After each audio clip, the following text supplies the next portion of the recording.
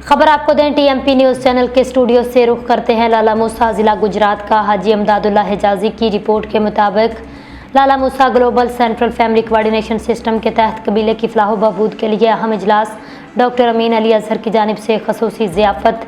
लाला मूसा में global central family coordination system के तहत एक अहम इजलास मुनक़िद हुआ, जिसकी क़ियादत सरदार आला कबीला डॉक्टर अमीन अली अजहर साहब ने की। इस मौका पर चेयरमैन मनीर हुसैन भट्टी, शेख रियाज मंडी बहाउद्दीन, शेख नासिर महमूद ठेकेदार और एजाज साहब समेत कबीले के दीगर मोअज़्ज़ज़ अफराद ने भरपूर शिरकत की। इजलास में कबीले की फलाह बहबूद, नौजवानों की तालीम, रोज़गार के मौक़े और बरादरी में थादो यकजहती के फ़रोग़ पर तफसीली बातचीत की गई।